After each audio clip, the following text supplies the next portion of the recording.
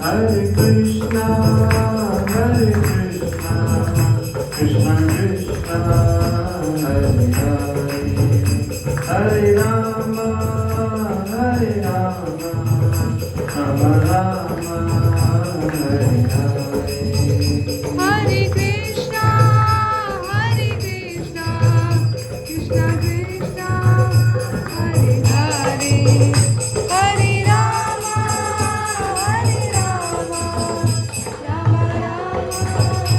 Hare Hare. Jaya Radha,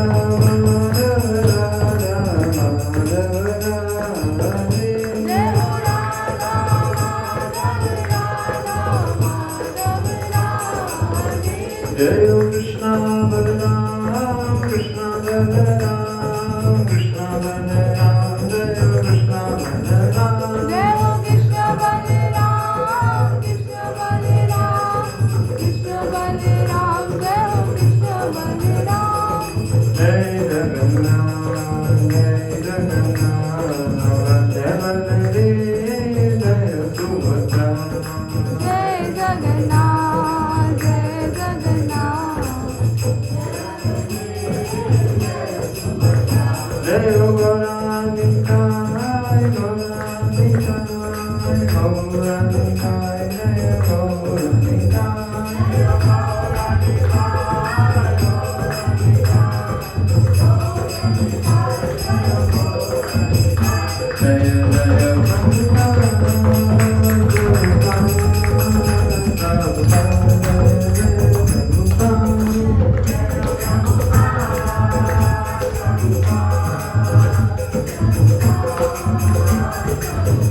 Nitai Gaur Hari Gaur, Hari Gaur, Hari Gaur, Nitai Gaur Hari Gaur. Nitai Gaur, Hari Gaur, Hari Gaur.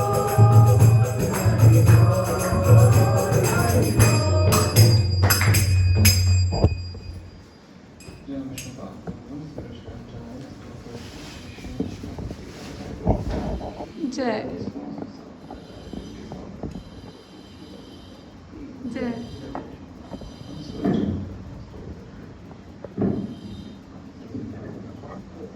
Jai. Jai. Jai. प्रेम से कहिए Shri Krishna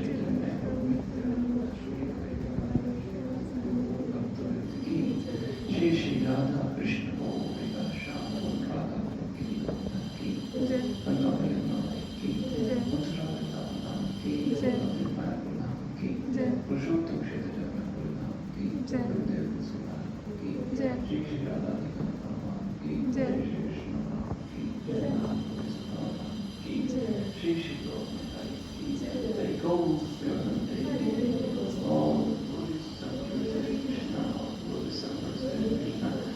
God, glory to Sangha, Krishna, glory to Shri Guru Krishna, all glory to Shri Guru Krishna.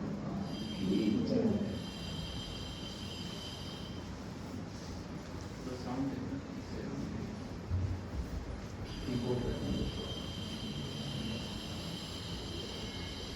the volume है last में दो button है तो कृष्ण कृष्ण हरे हरे राम बहुत हरे कृष्ण कृष्ण कृष्ण हरे राम ओम नमो भगवते वासुदेवाय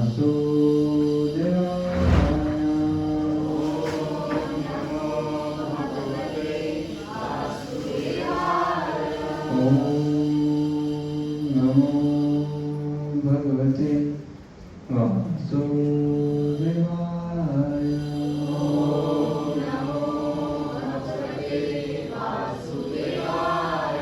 ओम नमो भगवते वासुदेवाय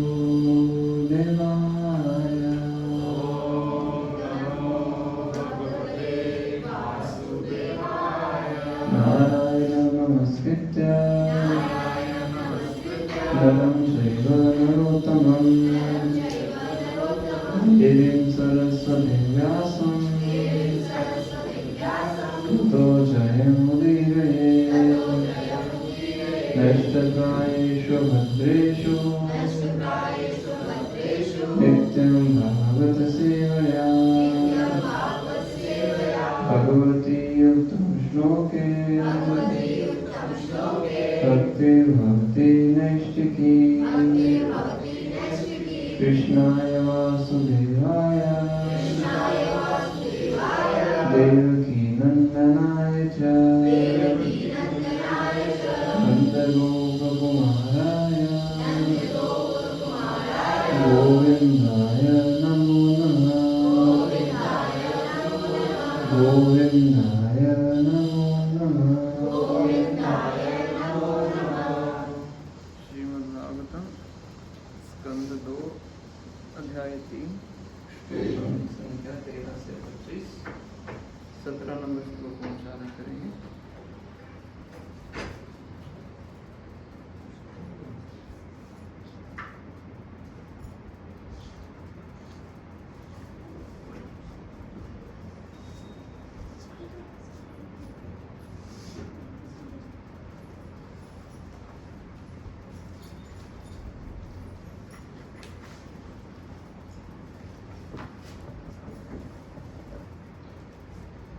बहुत अच्छा श्लोक है।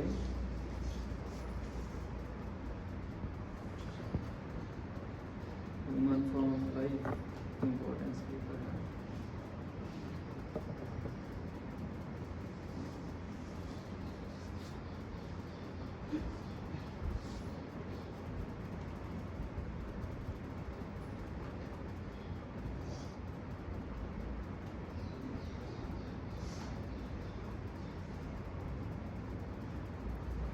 आयुर्हरति वैपुंसाम् उद्यनश्चं जयनसो तस्यार्थयक्षणो नीता उत्तमश्लोकवार्तया आयुर्हरति वैपुंसाम् उद्यनस्तं जयनसो तस्यार्थे यत्क्षणो नीता उत्तमश्लोकवार्तया आयुर्हरति वैपुंसाम् उद्यनस्तं जयनसो तस्यार्थे यत्क्षणो नीता उत्तमश्लोकवार्तया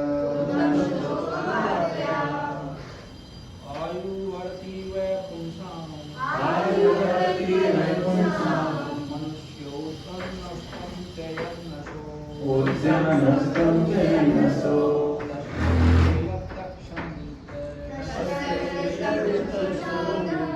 उत्तम श्लोकवार्त्या आयुर्हरति वैपुंसाम् उद्यन अस्तं च यन्नसो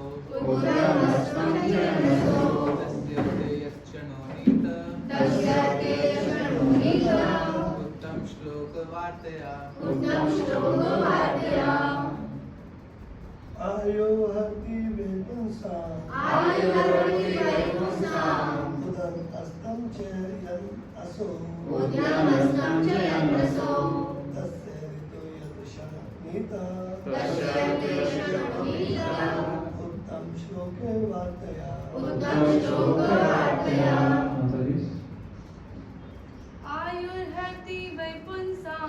आयुर्हरति वैपुंसाम् उद्यन अस्तं च यन्नसो तस्य ते यत्क्षणो नीता उत्तम श्लोकवार्तया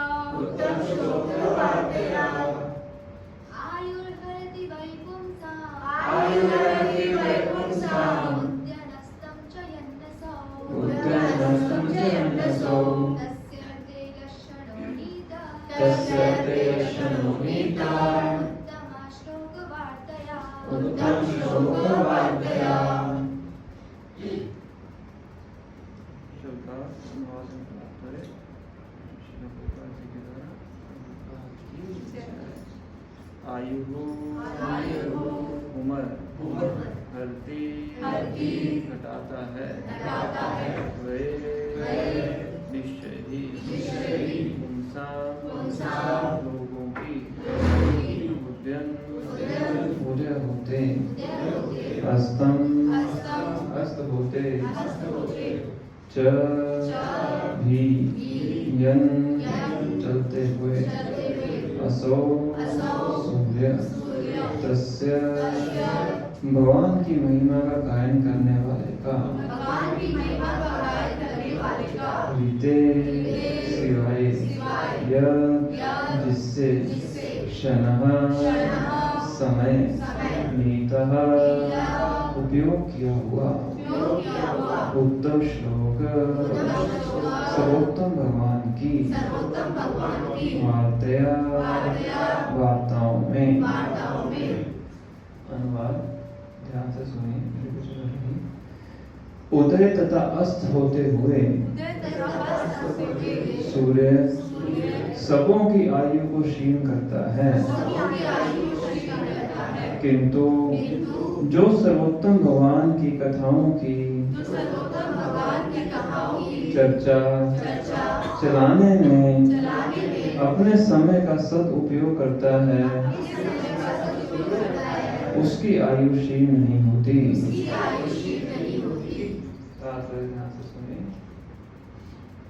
यह श्लोक अप्रत्यक्ष रूप से भक्तिमय सेवा को त्वरित करके भगवान के भूले संबंधों की अनुभूति कराने के लिए मानव जीवन का सदुपयोग करने की महिमा की पुष्टि करता है। कहा गया है कि काल तथा ज्वार भाटा किसी की प्रतीक्षा नहीं करता। Time and tide wait for no one. ज्वार भाटा टाइड। अतः सूर्य उदय से लेकर सूर्यास्त तक का समय व्यर्थ ही बीतेगा यदि इसका उपयोग आध्यात्मिक मूल्यों की पहचान के लिए नहीं किया जाता। जीवन काल के किसी अंश के नष्ट हो जाने पर कितनी भी स्वर्ण राशि देकर इसकी भरपाई नहीं की जा सकती। जीव को यह मनुष्य जीवन इसलिए प्रदान किया जाता है कि वह अपनी आध्यात्मिक पहचान एवं अपने सुख के स्थायी स्रोत को जान सके। जीव तो और वह भी मनुष्य सुख की तलाश में रहता है, क्योंकि सुख जीव की प्राकृतिक अवस्था है, किंतु वह भौतिक परिवेश में व्यर्थ ही उसकी खोज करता है। जीव स्वाभाविक दृष्टि से परम पूर्ण का आध्यात्मिक स्वलिंग है और उसका सुख उसके आध्यात्मिक कार्यों से पूर्णतः अनुभव गम्य है। भगवान पूर्ण आत्मा है और उनका नाम रूप गुण लीलाएं पार्षद तथा व्यक्तित्व सभी उनसे अभिन्न है। मानव के एक बार भक्ति के सही मार्ग से भगवान की उपयुक्त शक्तियों में से किसी एक के भी संपर्क में आते ही तुरंत उसके लिए सिद्धि के द्वार खुल जाते हैं। भगवद गीता में भगवान ने ऐसे संपर्क की व्याख्या इन शब्दों में की है। भक्ति के लिए किए गए प्रयास निष्फल नहीं होते। ऐसे कार्यों का शुभारंभ भी मनुष्य को भौतिक भय के पारावार से उबारने के लिए पर्याप्त है। जिस प्रकार उच्चतम क्षमता की औषधि नसों के माध्यम से इंजेक्शन लगाते ही सारे शरीर पर अपना प्रभाव दिखा लेती है, उसी प्रकार भगवत भक्त के कर्म कुहरों में प्रविष्ट होने वाली भगवान की कथाएं बड़ी तेजी से कार्य करती हैं। दिव्य कथाओं का श्रवण द्वारा पान करने का अर्थ है पूर्ण अनुभूति। जिस तरह वृक्ष के किसी अंग में फल लगाने का अर्थ है पूरे वृक्ष का फलित होना। सुखदेव गोस्वामी जैसे शुद्ध भक्त के संग में की गई यह क्षण मात्र की अनुभूति मनुष्य जीवन को अमरत्व प्रदान करती है। इस प्रकार सूर्य शुद्ध भक्त की आयु को चुरा नहीं पाता, क्योंकि भक्त भगवान की सेवा में लगा रहकर अपने जीवन को शुद्ध कर लेता है। मृत्यु शाश्वत जीव के भौतिक संदूषण का लक्षण है। इसी संदूषण के कारण जीव जन्म मृत्यु जरा तथा व्याधि के नियमों के अधीन हो जाता है। जैसा कि श्री कृष्ण चक्रवर्ती ठाकुर ने उदाहरण दिया है, दान जैसे पुण्य कर्म की भौतिक रीति की संस्तुति स्मृति शास्त्रों द्वारा की गई है। सुपात्र को दान में दिया गया धन अगले जीवन के लिए सुनिश्चित बैंक बचत जैसा है। ऐसा दान ब्राह्मण को दिए जाने की संस्तुति है। यदि यह धन ब्राह्मण गुणों से विहीन को दान में दिया जाता है तो वह उसी अनुपात में अगले जन्म में वापस हो जाता है। यदि यह धन अर्ध शिक्षित ब्राह्मण को दिया जाता है तो भी यह दुगना होकर लौट आता है, किंतु यदि यह धन पूर्णतः योग्य ब्राह्मण को दिया जाता है तो सैकड़ों हजारों गुना होकर वापस मिलता है। यदि यही धन वेद पारक जिसे सचमुच वेदों के पद की अनुभूति हो चुकी है को दिया जाता है तो वह असंख्य गुना होकर मिलता है। वैदिक ज्ञान का चरम लक्ष्य भगवान श्री कृष्ण की अनुभूति है। जैसा कि भगवद गीता में कहा गया है, वैदेश सर्वे अहमेव वेद्य। दान में जो भी धन दिया जाता है उसके लौटने की गारंटी है, चाहे उसका अनुपात जो भी हो। इसी प्रकार शुद्ध भक्त की संगति से भगवान की दिव्य कथाओं के श्रवण तथा कीर्तन में बिताया गया एक क्षण शाश्वत जीवन या भगवत धाम लौटने की पूरी गारंटी देता है। मद धाम गत्वा पुनर्जन्म न विद्यते। दूसरे शब्दों में भगवत भक्त को शाश्वत जीवन की गारंटी रहती है।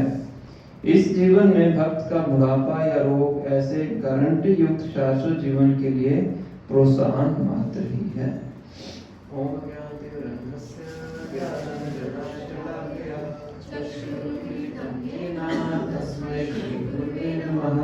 श्री चैतन्य मनोभीष्टं स्थापितं येन भूतले स्वयं रूपा कदा मह्यं ददाति स्वं वदान्तिकम्। वन्देऽहं श्रीगुरू श्रीयुतापद्कमलं श्रीरूपं साग्रजातं सहगण रघुनाथान्वितं तं सजीवं साद्वैतं सावधूतं परिजन सहितं कृष्ण चैतन्यदेवं श्रीराधा कृष्णपादान् सहगण ललिता श्रीविशाखान्वितांश्च। हे कृष्ण करुणा सिन्धु दीनबन्धो जगत्पते गोपेश गोपिका कांता राधा कांता नमस्तुते। तप्त कांचन गौरांगी राधे वृंदावनेश्वरी वृषभानुसुते देवी प्रणमामि हरिप्रिये। वाञ्छाकल्पतरुभ्यश्च कृपा सिन्धुभ्येव च पतितानां पावनेभ्यो वैष्णवेभ्यो नमो नमः। जय श्री कृष्ण चैतन्य प्रभु नित्यानंद श्री अद्वैत गदाधर श्रीवासादि गौर भक्तवृंद।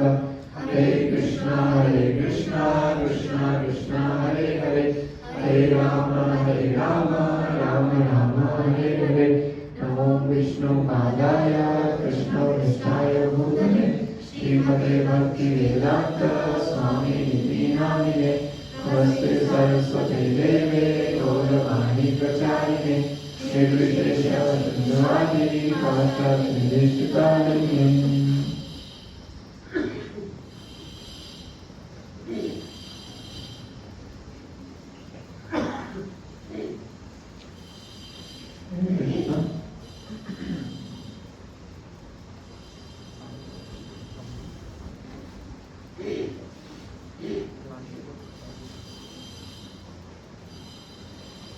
हरे कृष्ण। आप सबका हार्दिक स्वागत है। तो आज हम पढ़ रहे हैं श्रीमद् भागवतम दूसरा स्कंद चैप्टर 3 श्लोक संख्या 13 से श्लोक संख्या 25। अभी श्लोक संख्या 17 हमने चालू किया है, बाकी श्लोक हम एक बार पढ़ेंगे।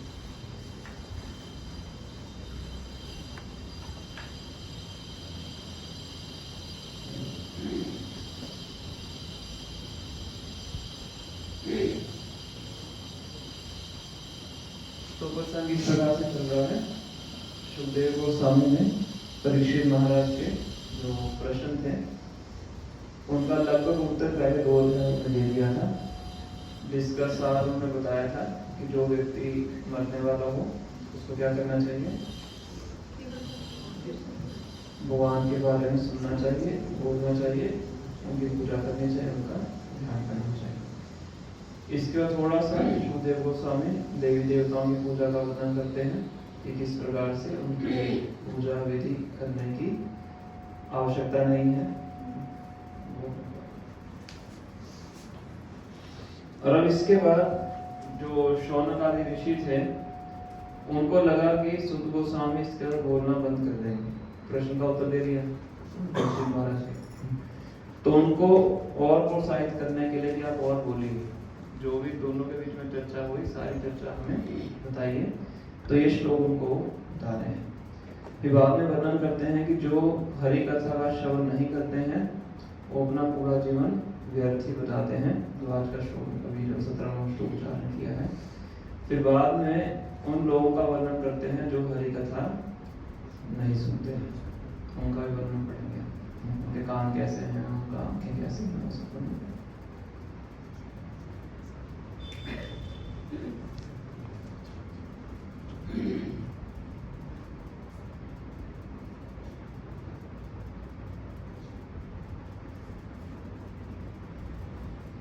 श्लोक संख्या 13 से परमात्मा है उनका।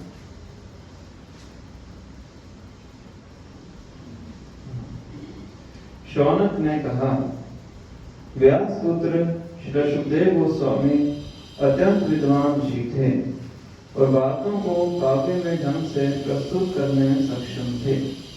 अतः जो कुछ उन्होंने कहा उसे सुनने के बाद महाराज परीक्षित ने उनसे और क्या पूछा। क्या प्रश्न पूछा उन्होंने? सुखदेव गोस्वामी को उद्धार किया, बहुत महान ऋषि थे। तो जब उन्होंने परीक्षित महाराज के प्रश्नों का उत्तर दे दिया, उसके बाद परीक्षित महाराज ने और उनसे क्या पूछा, क्योंकि जब दो उन्नत भक्त बैठते हैं तो किसकी चर्चा करेंगे, भगवान के बारे में। और जब दो नवसिखिया बैठते हैं तो किसकी चर्चा करेंगे,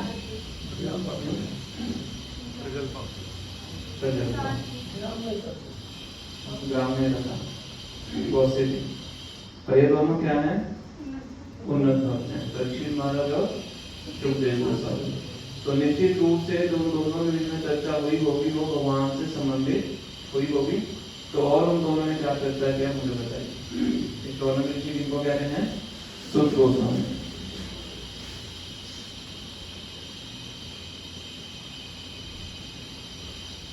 हे विद्वान सुत गोस्वामी, आप हम सबों को ऐसी कथाएं समझाते रहें क्योंकि हम सुनने को उत्सुक हैं।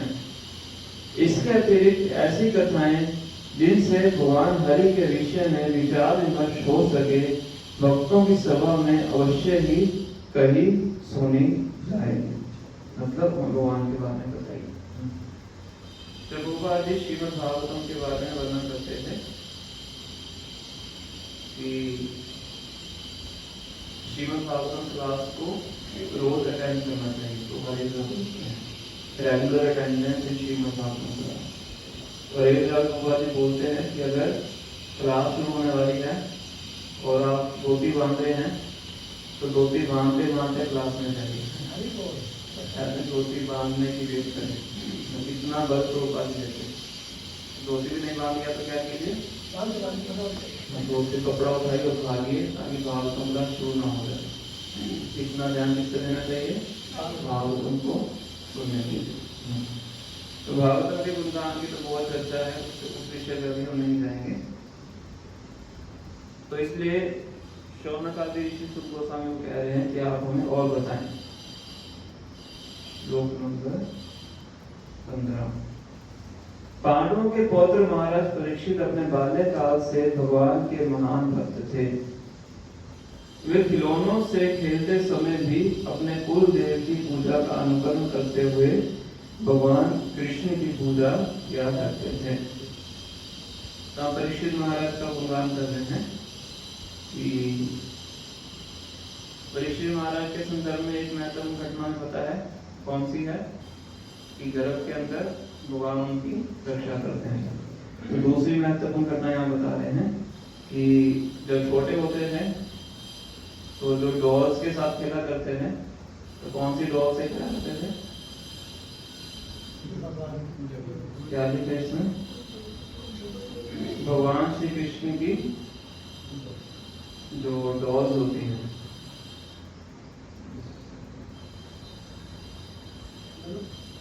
दोस्त से खेलते वक्त उस समय भी भक्ति करा जाता है।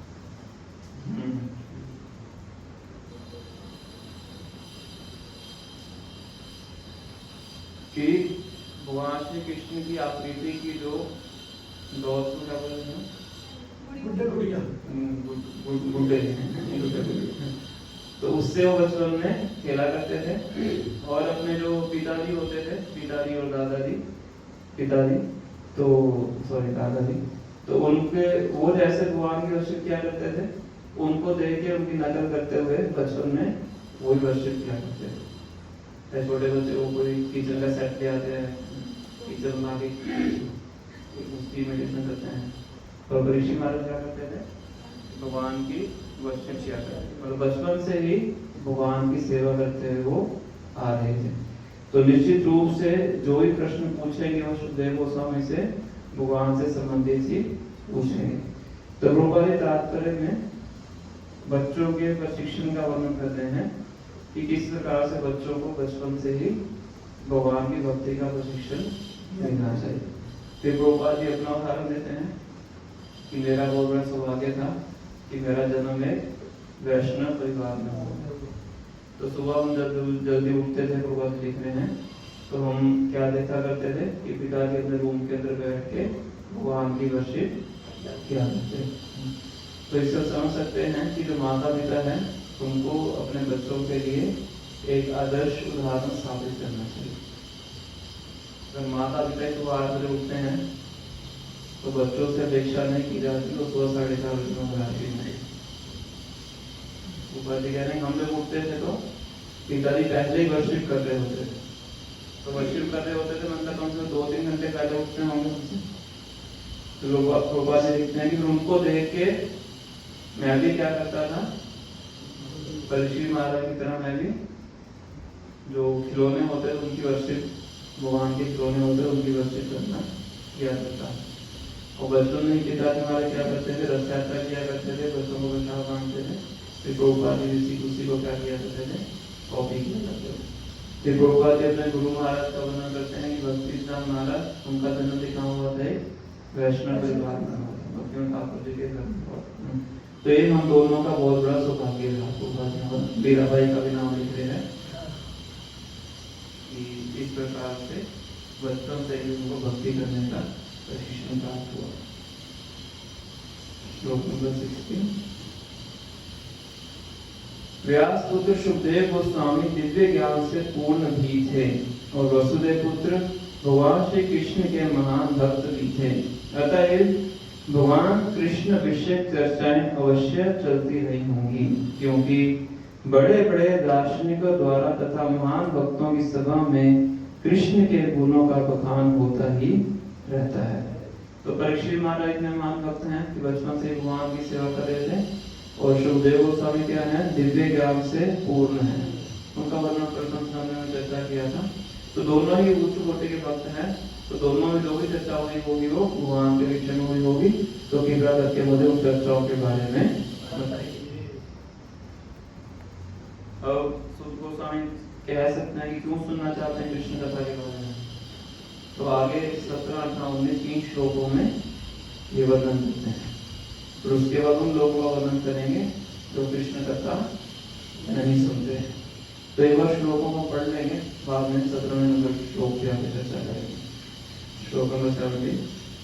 उदय तथा अस्त होते हुए सूर्य सबों की आयु को क्षीण करता है, किंतु जो सर्वोत्तम भगवान की कथाओं की चर्चा चलाने में अपने समय का सदुपयोग करता है उसकी आयु क्षीण नहीं होती। श्लोक नंबर 18। क्या वृक्ष जीते नहीं है, क्या लोहार की धोंकनी सांस नहीं लेती, हमारे चारों ओर क्या पशुगण भोजन नहीं करते, या वीर्यपात नहीं करते। मतलब कि अगर हरी कथा नहीं सुन रहे हो तो जीने का कोई फायदा नहीं है। जीते तो कौन भी है? पेड़ भी जीते हैं, सांस तो जो लोहार की जो भट्टी होती है, क्या कहते हैं उसको, बैलोस बोलते हैं इंग्लिश में, धोखा नहीं लिखा हुआ। धुआं निकलती है हाँ वो ऐसे ऐसे करते हैं ना, कभी सांस अंदर की सांस तो वो भी लेती है, धोख नहीं लिखा हुआ। भोजन तो पशु भी करते हैं। तो अगर आपने हरी कथा नहीं की तो आपने सांस लेके क्या कर लिया, आपने जी के क्या कर लिया, इस तरह से इनडायरेक्ट वे में बता रहे हैं।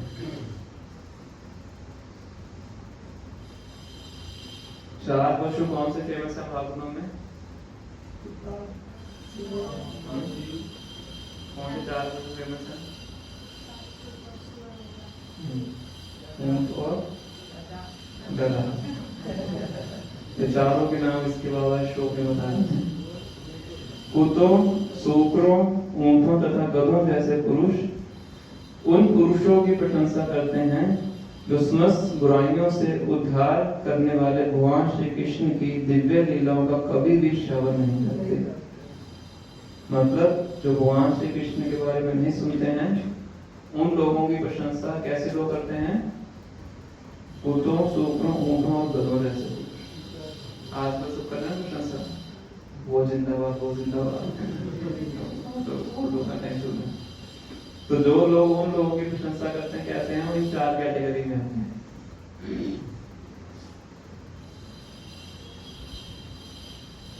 ठीक है, ये चर्चा बाद में करेंगे। नेक्स्ट श्लोक।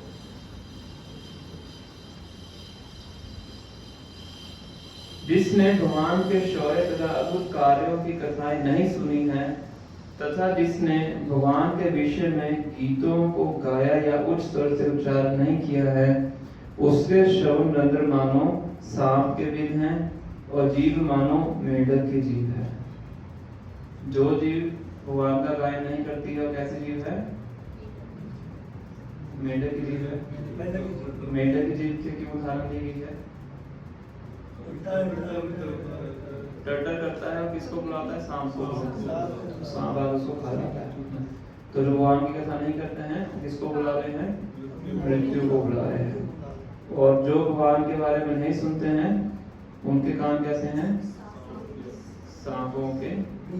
मतलब उसमें गंदगी रहेगी। रॉक म्यूजिक सुनेंगे, सब सुनेंगे, तजुर्बा सुनेंगे, निंदा चुगली, इंद्रिय विषयों की चर्चा सुनेंगे।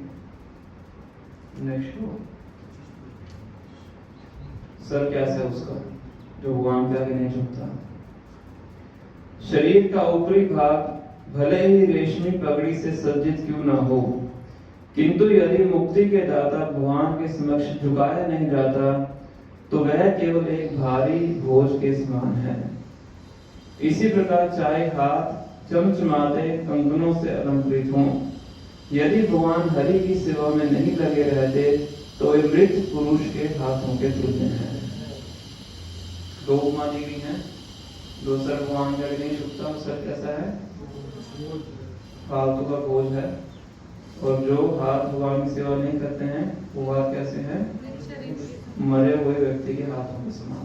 तो मरे हुए व्यक्ति को कितना सजा लीजिए आप, कोई फायदा नहीं है उसका। मंडलम लोकरंजनम भागवतम बोला गया। नेक्स्ट आंखों के बारे में बताया गया।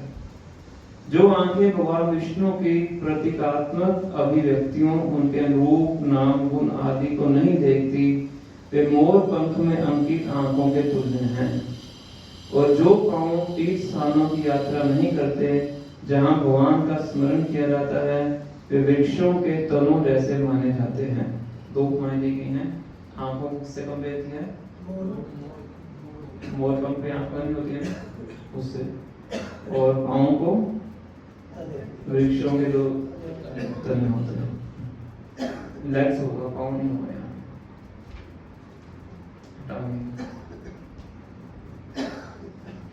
जिस व्यक्ति ने कभी भी भगवान के शुद्ध भक्त की चरण धूलि अपने मस्तक पर धारण नहीं की, वह निश्चित रूप से शव है।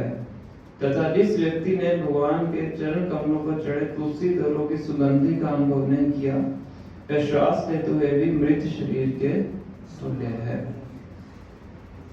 निश्चय ही वह हृदय फौलाद का बना है। स्टील फ्रेम लिखा हुआ है, यहाँ पे हिंदी में फौलाद लिखा हुआ है, जो एकाग्र होकर भगवान के पवित्र नाम का उच्चारण करने पर भी नहीं बदलता।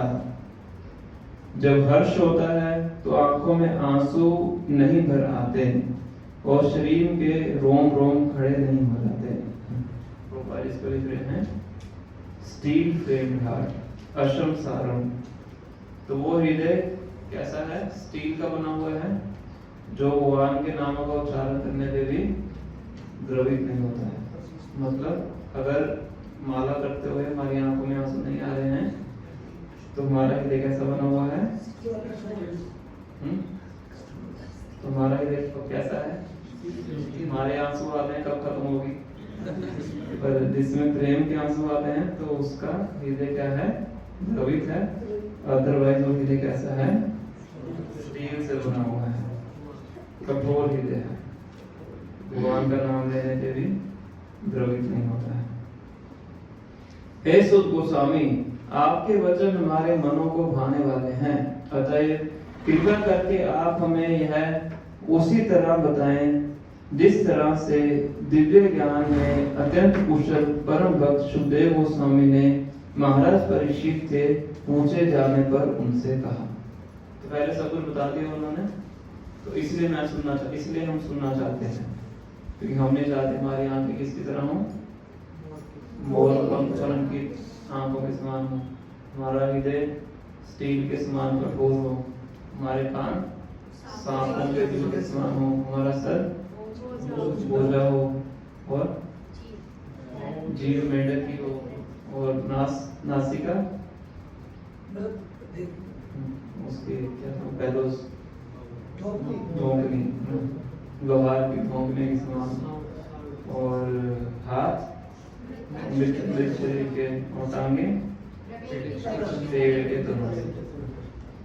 तो मोटे मोटे ये उन्होंने उपमाएं दी हैं समझाने के लिए कि जो व्यक्ति अपने शरीर का उपयोग भगवान की सेवा के लिए नहीं करता है उसका शरीर क्या है?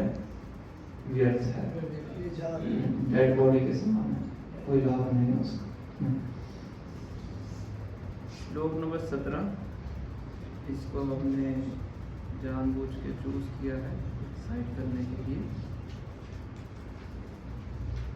आयुर्हर्ति वै पुंसाम उद्यन अस्तम जनसो तस्य अर्थे शनोनीता उत्तम श्लोक वार्तया। आयुर्हर्ति वै पुंसाम, रोज जब सूर्य उदय होता है अस्त होता है तो क्या छीन रहा है? आपकी आयु को क्षीण कर रहा है। आयुर्हर्ति, हर रहा है आपकी आयु को। पर जो अपना समय भगवान के बारे में सुनने में और बोलने में लगाता है उसकी आयु सूर्य क्षीण नहीं कर सकता है, क्योंकि वो अपने शाश्वत जीवन की तैयारी कर रहा है। ठीक है, तो एक बहुत अच्छी उपमा दी जाती है कि एक व्यक्ति था, उसकी 4 पत्नियां थी। कितनी? 4। तो जो चौथी पत्नी थी, या पहली पत्नी बोल दी थी, पहली पत्नी थी, वो उसको बहुत प्रिय थी, सबसे ज्यादा उसको पसंद करता था। तो उसको अच्छे अच्छे कपड़े ला के देता था, सुख सुविधाएं गहने वगैरह उसको ला के देता था, और वो उससे खुश रहती थी और वो उससे खुश रहता था। कौन सी नंबर की पत्नी है? पहली पत्नी। दूध अगर जो लास्ट पत्नी बहुत सुंदर थी तो चौथी हुई ना, उस जल्दी समझ में आए नहीं? ऐसे उपमा उपमा में भी क्वेश्चन उठाते हैं। ठीक।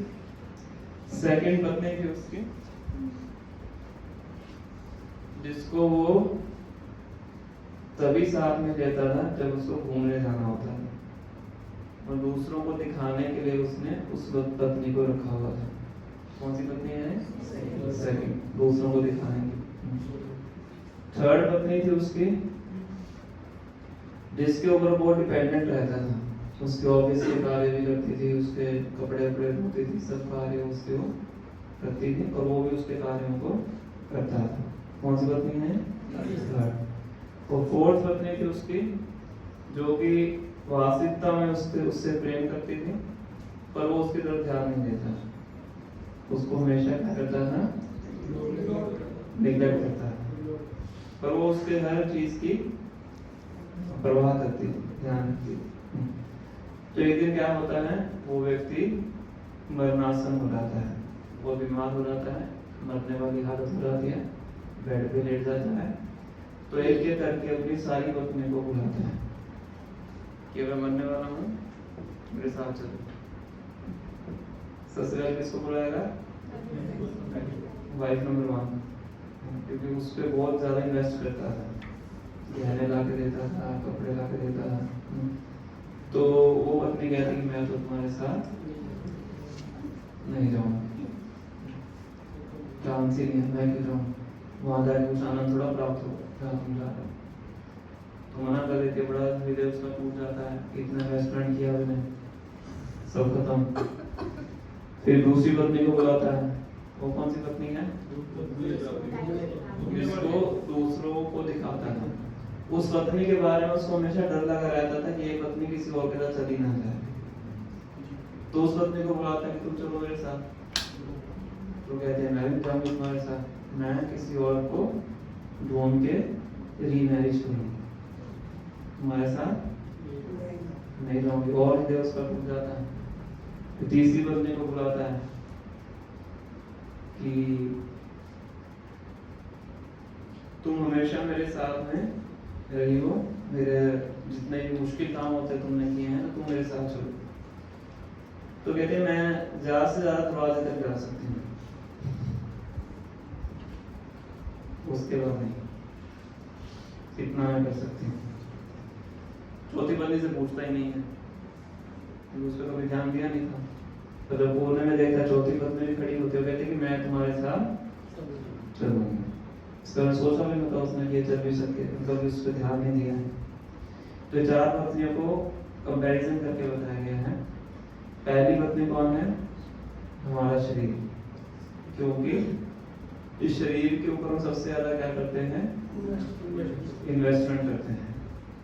अच्छे अच्छे कपड़े ला के देते हैं, अच्छे अच्छे गहने पहनाते हैं, 3 बार खिलाते भी हैं, 7-8 घंटे सुलाते भी हैं, उसको बुलाते भी हैं। सब कुछ क्या करते हैं?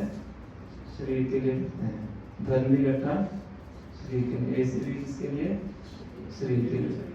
पर जब मृत्यु आती है सबसे पहले कौन छोड़ता है? शरीर छोड़ता है। तो कौन सी पत्नी होगी? दूसरी पत्नी जिसको दूसरों को दिखाने के लिए इस्तेमाल करता, जिसका उसको डर भी लगा रहता था, वो है आपकी धन और संपत्ति। कि हम दूसरों को धन संपत्ति दिखाते हैं। लोग शादी में इतना खर्चा क्यों करते हैं? पूरे जीवन इकट्ठा करते हैं धन, इसलिए शादी में खर्चा करेंगे ताकि लोग सब आएंगे उनको दिखाएंगे। या बड़ा घर बनाते हैं, रहना उसको एक ही कमरे में है, तो बड़ा घर क्यों बनाते हैं? दिखाने के लिए। वो है सेकंड पत्नी। और उसका वो हमेशा डर लगा रहता है कि मेरी धन संपत्ति मुझसे कोई छीन ना ले। उसको डर लगा रहता है कि दूसरी पत्नी किसी और के साथ भाग ना जाए। तो जब शरीर छोड़ने का टाइम आया तो धन संपत्ति क्या कहती है? मैं तो यहीं रहूंगी, पर किसी और से शादी करूंगी। मतलब आपकी धन संपत्ति मृत्यु के बाद किसी और के पास जाएगी। थर्ड पत्नी है जो कि उससे काम वगैरह करते थे, वो भी उनके काम करता था, उसके काम करता था। वो है रिश्तेदार और परिवार, जिनके ऊपर हम डिपेंडेंट रहते हैं, जो हमारे ऊपर डिपेंडेंट रहते हैं। तो वो भी कहते हैं हम कहाँ तक जा सकते हैं? केवल दरवाजे तक जाएंगे। शरीर तो बताया जाता है कि तुरंत छोड़ देता है। और जो पत्नी है दरवाजे तक जा सकती है, तो कोई शरीर छोड़ता है। और रिश्तेदार है शमशान घाट तक जा सकते हैं। और जो पुत्र है वो जलाने की जगह क्या बोलते हैं?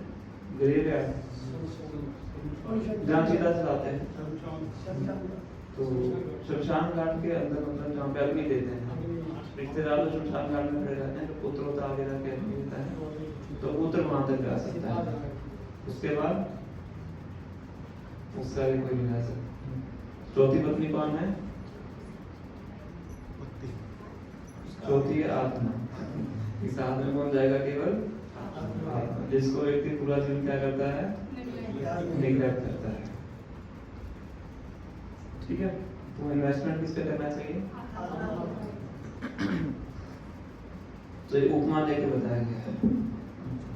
और सबसे ज्यादा इन्वेस्टमेंट हम करते हैं अपने शरीर के ऊपर, संपत्ति के ऊपर, फिर फैमिली और रिलेटिव्स के ऊपर, पर इनमें से कोई भी साथ में जाने वाला नहीं है।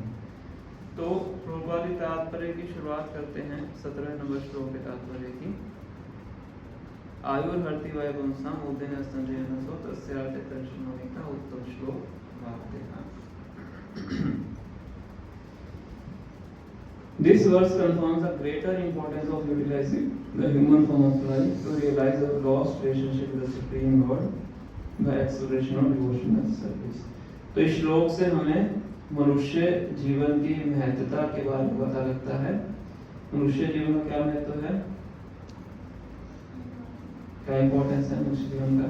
भगवान की भक्ति करना हो, भगवान से अपना संबंध क्योंकि इस मनुष्य जीवन में आके हम भगवान से टूटे हुए संबंध को दोबारा स्थापित कर सकते हैं। ये मनुष्य जीवन का लक्ष्य है। अगर ये कार्य नहीं करते हैं तो क्या है? मनुष्य जीवन व्यर्थ है। यहाँ पे बोल रहे हैं आयुर्हर्ति वै पुंसाम। रोज सूर्य क्या कर रहा है? आयु को क्षीण कर रहा है। एवरी डे, हर रोज हम क्या कर रहे हैं? मर रहे हैं। जितना हमारा ड्यूरेशन दिया गया है हमारे भाग्य के अनुसार, उसमें से रोज एक एक दिन कम हो रहा है। जो लोग भविष्य की चिंता करते हैं वो इस चीज को कभी याद नहीं रखते हैं कि चिंता करके क्या कर रहे हैं, वो रोज अपना एक एक करके सारे दिन को क्या कर रहे हैं? गवा रहे हैं। और जिस भविष्य की चिंता करते हैं हो सकता है भविष्य आपके पास हो ही ना। चिंता व्यक्ति किसकी करता है? पास्ट की तो चिंता करता नहीं है, वो तो बीत चुका, उसकी चिंता क्या करनी है? भूतकाल का तो शोक करते हैं, मेरे साथ ऐसा हो गया था, इसने मेरे साथ ऐसा किया था। ये क्या है? शोक है। और चिंता किसकी होती है? भविष्य की होती है। फियर किसका है? भविष्य का है। तो अगर हम भविष्य की चिंता कर रहे हैं तो हम क्या कर रहे हैं?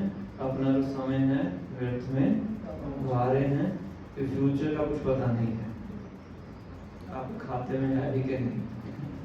खाते में क्या है? केवल वर्तमान है।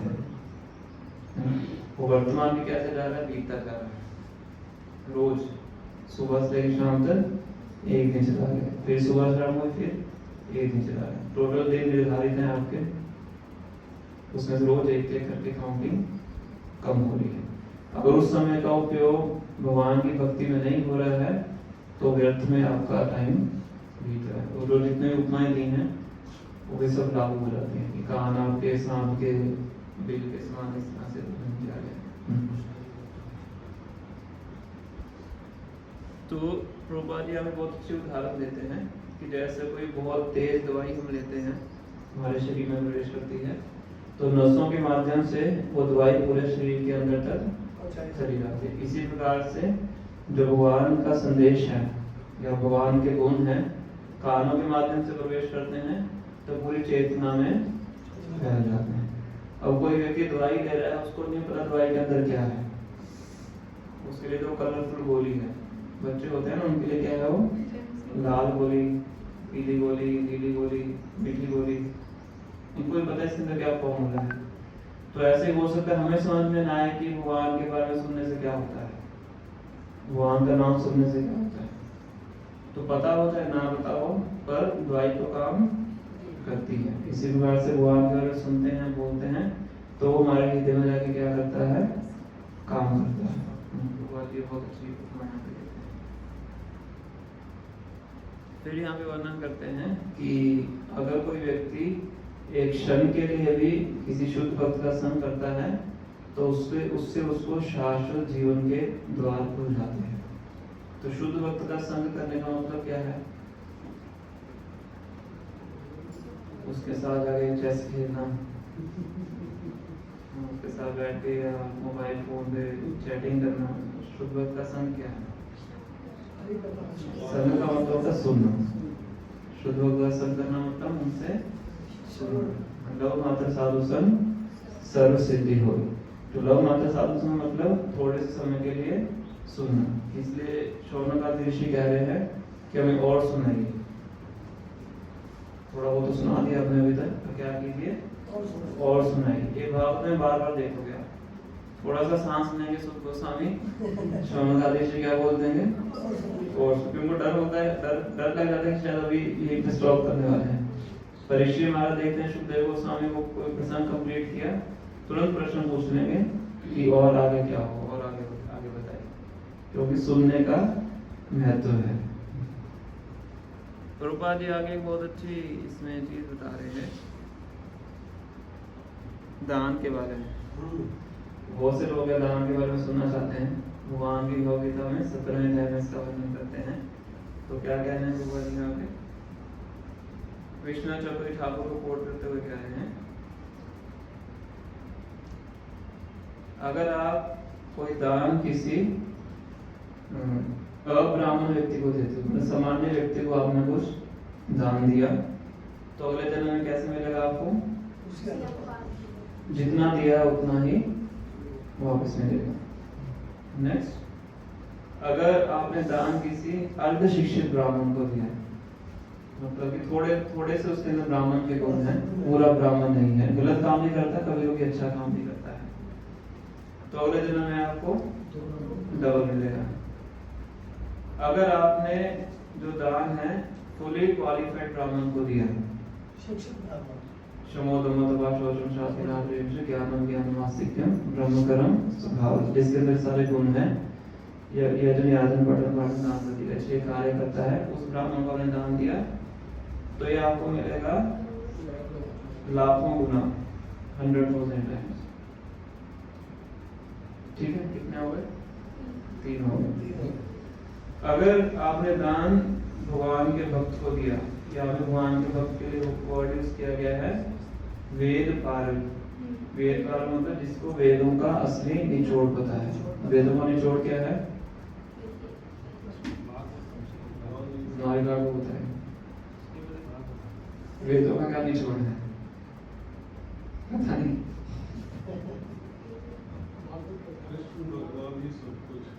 वेदे सर्वे अहम एको वेद्यम, भगवान कहते हैं सभी वेदों को निचोड़ क्या है? मुझे जानना।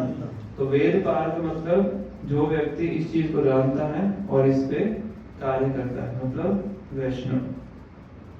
तो अगर कोई व्यक्ति वैष्णव को कुछ दान देता है, प्रभुपाद लिख रहे हैं कि is return by unlimited multiplication, असंख्य। ये क्यों बता रहे हैं छात्र प्रभुपाद जी कि जिस प्रकार से दान देने से वापस प्राप्त होता है, इसकी पूरी गारंटी है। इसी प्रकार से अगर एक क्षण हम शुद्ध भक्त के संग में बिताते हैं तो उससे शाश्वत जीवन की गारंटी है। ये प्रभुपाद इस तरह से इसका वर्णन करते हैं। प्रभुपाद जी कोट करते हैं चाणक्य पंडित को। चाणक्य पंडित बोलते हैं, आयुषा क्षणमेकोऽपि न लभ्यते स्वर्ण कोटि भी।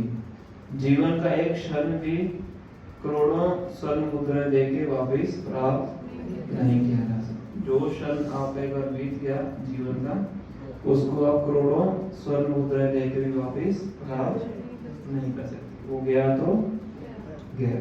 तो जीवन क्या है? इतना मूल्यवान है। तो श्रीमद् भागवतम के बहुत से श्लोक हैं जिसमें ह्यूमन लाइफ की इम्पोर्टेंस का वर्णन किया गया है।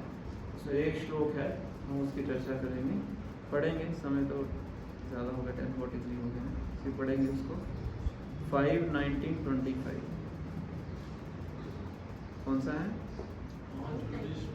5:19-25।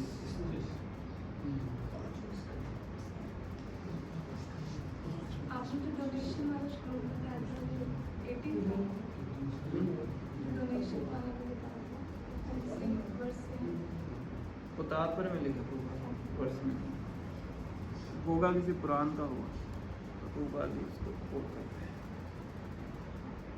तो ये श्लोक मेरे पीछे कुछ बातें की थी मनुष्य जीवन की महत्वता के बारे में।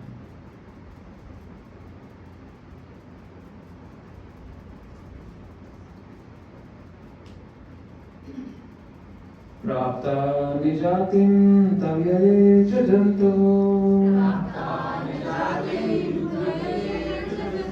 ज्ञान क्रिया द्रव्य कलाप संवृतम् नावेयतेरन् पुनर्भवायते भूयो वनौका इव यान्ति बन्धनम्। तो कह रहे हैं प्राप्ता निजातिं तव इहयेत जन्तुः। अगर किसी व्यक्ति को निजातिं मनुष्य जन्म प्राप्त हो जाता है, किसको? किसी जीवात्मा को मनुष्य जन्म प्राप्त हो जाता है। और कैसा जन्म? जिसमें उसकी सारी इंद्रियां सही सलामत हैं। यहाँ पे कोई है जिसकी कोई इंद्री काम नहीं कर रही? सब सही सलामत है। टांगे भी काम कर रही हैं, हाथ भी काम कर रहे हैं, कान, आंख, नाक, जीवा सब काम कर रहा है। मतलब आप सबकी बात की जा रही है, हम सबकी बात की जा रही है। प्राप्ता निजातिं, मनुष्य जन्म प्राप्त किया है, सारी इंद्रियां सही से काम कर रही हैं। ज्ञान क्रिया द्रव्य क्लाप संवृता, मतलब इससे पूरा युक्त है। सर भी ठीक है, दिमाग भी ठीक है, मन भी ठीक है, सब कुछ बढ़िया है।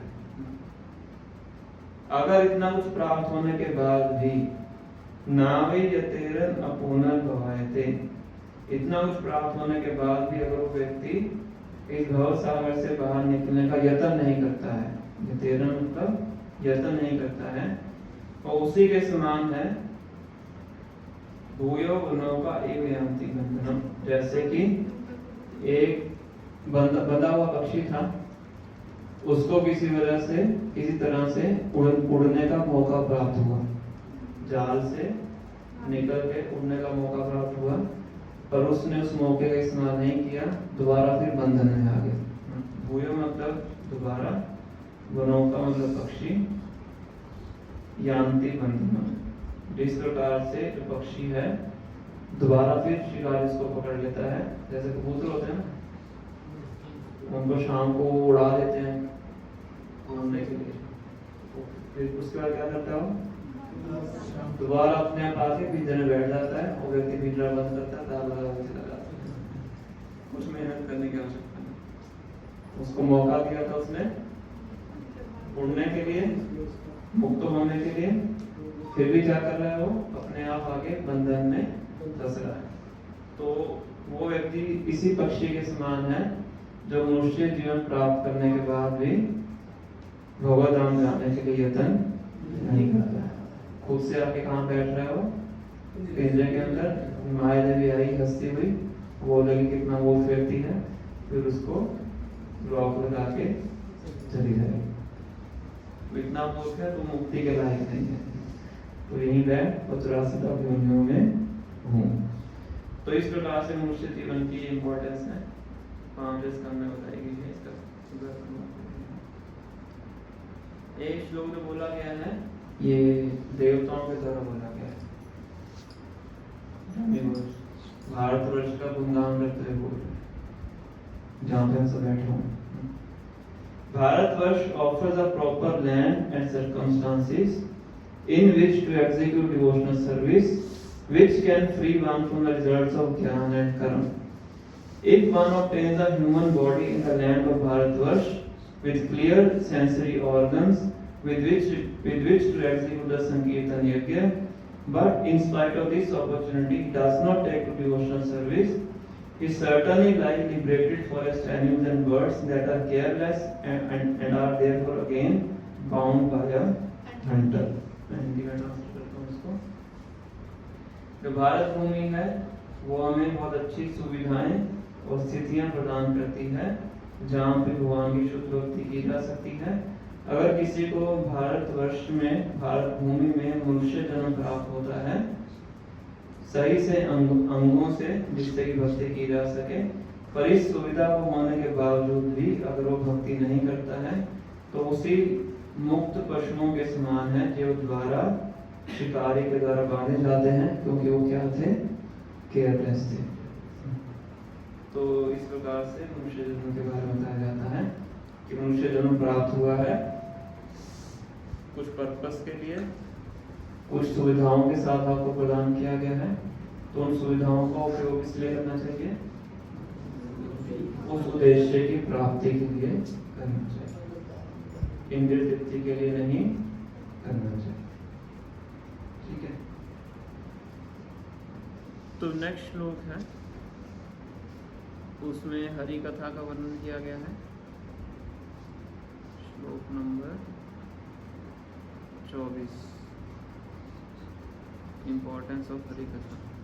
ये श्लोक चर्चा करके फिर हम समाप्त करेंगे।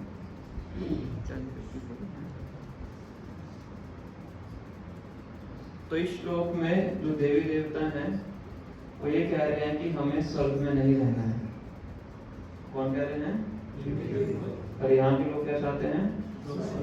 स्वर्ग में जाना। और देवी जो बुद्धिमान, हर देवी देवता ऐसा नहीं बोलते हैं, जो बुद्धिमान देवी देवता हैं वो ये प्रार्थना कर रहे हैं कि हमें स्वर्ग लोक में नहीं रहना चाहते, हम कहाँ पे रहना चाहते हैं, या कौन सी ऐसी उचित जगह है जहाँ पे व्यक्ति को रहना चाहिए। ठीक है, 7 स्टार होटल में नहीं रहना चाहिए, 5 स्टार में नहीं रहना चाहिए, कहाँ पे रहना चाहिए, ये भागवतम में यहाँ बताता है। मेरे पीछे तो रहिए। नायत्र वैकुंठ कथा सुधापगा आसादवो भागवतास्तदाश्रया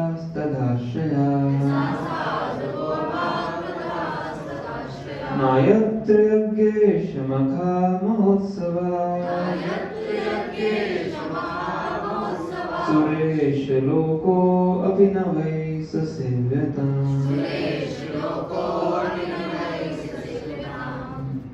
नयत्र वैकुंठ कथा सुधापगा, जिस जगह पे भगवान श्री कृष्ण के कथा का अमृत नहीं बहता है। सुधा मतलब अमृत, आपगा मतलब नदी, ये नदी हमेशा बहती रहती है। वैकुंठ भगवान श्री कृष्ण का नाम है। तो जहाँ पे भगवान श्री कृष्ण की कथा के अमृत की नदी नहीं बहती है। फर्स्ट। सेकंड, ना साधु भागवता सदाश्रय, जहाँ पे भगवान श्री कृष्ण के भक्त नहीं है, जिन्होंने उनका आश्रय लिया हुआ है, जहाँ पे वो नहीं रहते हैं। सेकंड। थर्ड, ना यत्र यज्ञेश मखा महोत्सव, और जहाँ पे भगवान को प्रसन्न करने के लिए उत्सव नहीं मनाए जाते हैं। यज्ञ ईश, यज्ञ ईश कौन है? भगवान कृष्ण है। मखा यज्ञ को बोलते हैं, महोत्सव मतलब फेस्टिवल। तो जहाँ पे भगवान को प्रसन्न करने के लिए फेस्टिवल सेलिब्रेशन नहीं होता है, सुरेश लोको भी, चाहे वो स्वर्ग लोक ही क्यों ना हो, न वही सेवित, हम वहां पे नहीं रहना चाहते। सुरेश मतलब सुर बोलते हैं देवताओं को, ईश मतलब उनके राजा कौन है? इंद्र। लोको, इंद्र का लोक, चाहे वो इंद्र का लोक भी क्यों ना हो, हम वहां पे नहीं रहना चाहते हैं। जहाँ पे कौन सी 3 चीजें नहीं है? भगवान की कथा का अमृत, सेकंड साधु संग, तीसरा उत्सव। मतलब कहाँ रहना चाहते हैं? जहाँ पे भगवान की कथा हो, जहाँ पे भक्त रहते हो, और जहाँ पे भगवान के उत्सव मनाए जाते हैं, तो उस जगह पे हमें रहना चाहिए, चाहे बाहरी दृष्टि से वो जगह ज्यादा सुख में ना भी। तो कौन बोल रहा है? देवता लोग बोल रहे, जो सबसे सुख में, इस भौतिक जगत की सबसे सुखमय अवस्था में है। कहाँ पे आना चाहते हैं? भारत भूमि में आना चाहते हैं, क्योंकि यहाँ पे क्या है? भक्ति करने की सुविधा है। तो इस प्रकार से जो श्लोक है, मनुष्य जीवन कितना मूल्यवान है, तो इसका सदुपयोग करना चाहिए। सदुपयोग नहीं करेंगे तो सूर्य रोज ही आपकी आयु को क्षीण करता जाएगा। एक दिन आपका बैलेंस खत्म हो जाएगा, फिर क्या आएगा? फिर कौन सा दिन आएगा? उस दिन याद करेंगे कि राम नाम सत्य है। जीते हुए याद नहीं करेंगे कि राम नाम सत्य है। जब मृत्यु हो जाएगी तब याद करेंगे कि राम नाम सत्य है। राम नाम तो हमेशा ही सत्य है। ठीक है, जितने जी याद करेंगे तो बार बार राम नाम सत्य नहीं सुनना पड़ेगा। ठीक है, इसलिए बाबा जी कहते हैं कि this should be your last word. ये क्या होना चाहिए हमारा आखिरी जन्म होना चाहिए। Finish your business in this life time only. इसी जन्म में अपना कार्य को समाप्त कीजिए और भगवान के नाम को वापस जाइए। हरे कृष्णा कृष्णा कृष्णा हरे हरे, हरे राम राम राम हरे हरे। प्रभुपाद की जय। क्वेश्चन पूछिए। कोई प्रश्न है किसी का? मेरा प्रश्न देवता लोग कह रहे हैं कि हम पृथ्वी पे जाके और हरी चर्चा करेंगे, तो वहाँ वो लोग क्यों रुका? अभी तो उनका ज्ञान है। बहुत अच्छा प्रश्न है इनका।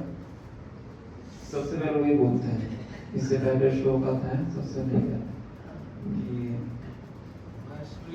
स्वर्ग लोक के अंदर इंद्रिय तृप्ति के इतने साधन हैं। अभी वर्ड यूज करते हैं इंद्रिय उत्सव। इंद्रिय तृप्ति के क्या है? उत्सव है, भगवान का उत्सव नहीं है। अतिशय इंद्रिय उत्सव ये श्लोक में बोलते हैं। इतना ज्यादा वहाँ पे इंद्रिय तृप्ति के साधन है, भगवान की याद नहीं आती। तो अभी आप कैसे याद आ रही है? हम क्या करते हैं? कभी कभी याद आ जाती है। बुद्धिमान जो मैंने बताया, हर देवता प्रार्थना नहीं करते हैं। बुद्धिमान देवता प्रार्थना। बुद्धिमान व्यक्ति ही जो ऑब्स्टेकल है उसको देख पाता है। बुद्धिमान कहता है ये तो ये जगह अच्छी नहीं है, हमें यहाँ नहीं जाना चाहिए। इसमें बुद्धिमान देवता कह रहे हैं ये जगह अच्छी नहीं है, यहाँ नहीं रहना चाहिए। यहाँ पे क्या है? इंद्रिय तृप्ति के खुले साधन है, कोई ऑब्स्ट्रक्शन नहीं है। देवताओं की अगर आप इंद्रिय तृप्ति के बारे में पढ़ेंगे तो मुंह नीचे हो जाएगा आपका, इतना डिस्क्रिप्टिव वर्णन किया गया है। एक क्वेश्चन होता है, ये जो आज आया 4 पशुओं के बारे में, कुत्ता, गधा, ऊंट और सूअर, तो जो नास्तिक है, मतलब जो भगवान को याद नहीं करते, वाक्य में इनको इनकी याद आती है। कल मुझे एक उद्योगपति मिला रेवाड़ी के में, तो उससे चर्चा कर ली। मैंने कहा ठीक। उससे पहले मैंने उसको कुछ समझाना चाहा तो बोले तो भाव, तो उसने सूअर की कथा सुनाई। बोले सूअर जब उसमें मस्त है तो तू क्यों किसी की जोड़ में सुधारने लगूंगा? ठीक है। तो मतलब इनको अब ऐसी एक जगह पे स्कूल वाले गए थे यूनिवर्सिटी में, तो वो बोला प्रभु जी क्वेश्चन है। बोले क्या? मुझे कुत्तों से बड़ी ईर्ष्या होती है। तो वो कैसे? जिंदा सड़क पे कहीं भी सो जाता है। तो जो भगवान की भक्ति नहीं करता उनको वही अच्छे लगते हैं, इन चारों चीजों में से। तो ये आज मुझे एकदम याद आया कि वाकई में सही बात है, उनको ऐसी चर्चा करी। एक साधु को एक व्यक्ति मिला, तो उस साधु ने बोला कि तुम इतने गलत काम करते हो तो अगले जन्म में तुम नरक में जाओगे। तो कहता है कि ये काम तो मेरे पिताजी भी करते हैं, कहते वो भी नरक में जाएंगे। कहते मेरा भाई भी करता है, वो भी नरक में जाएंगे। सभी नरक में जा रहे हैं तो मैं कि नौ जाके क्या करूँगा? मुझे भी वहीं पे जाना है। वही बात, कुत्ता पसंद है तो अगले जन्म में बनेंगे। ये भी समाज में मैं बात हुई, बोले हम काम ही ऐसे कर स्वर्ग में जाके तो मैं स्वर्ग में जाके क्या करूँ? तो चॉइस भगवान ने हर जीवात्मा को दी। कुत्ता चले तो कुत्ता उनकी इच्छा है। प्रभु जी कल सुगत प्रोग्राम में एक प्रश्न आया था कि अर्जुन जो है वो भगवान की इच्छा के लिए युद्ध करता है। तो अर्जुन को तो ये ज्ञान भगवान ने दिया कि भगवान की इच्छा के लिए, हम सभी के लिए भगवान की कोई ना कोई इच्छा है। तो ये कल कंक्लूड नहीं हो पाया था कि हमारी इच्छा का हमें कैसे पता चलेगा कि भगवान की इच्छा हमारे लिए क्या है, हमें क्या करना चाहिए। अभी हमारे माइंड का वॉल्यूम इतना ज्यादा है कि भगवान का वॉल्यूम हमें सुनाई नहीं पड़ता है। तो शुरुआती अवस्था में साधना भक्ति के स्टेज के ऊपर हम गुरु साधु शास्त्र के अकॉर्डिंग ही चलते हैं। भगवान ने हमारे लिए जो आदेश है कहाँ पे दिए हैं? शास्त्र में दिए हैं। तो उनको समझाने के लिए गुरु और साधु दिए हैं। तो शुरुआत में जो भक्ति की जाती है गुरु साधु शास्त्र के अनुसार की जाती है। फिर साधना भक्ति के बाद व्यक्ति आगे बढ़ता है, रागानुगा साधना भक्ति बढ़ता है, भाव भक्ति बढ़ता है। तो जब उसका भगवान से डायरेक्ट कनेक्शन होता है तो भगवान अगर उससे कुछ चाहते हैं तो डायरेक्टली उनको बता सकते हैं। जैसे भगवान जी को भगवान ने बोला था तुम नीचे जाके शास्त्रों को लिखो, भगवान जी शिष्यों को बताते। ठीक है, अभी हमारा माइंड का वॉल्यूम तेज है तो परमात्मा की बात सुनाएंगे। सुनाई आगे पहुंचे तो ठीक है, जब भगवान की जय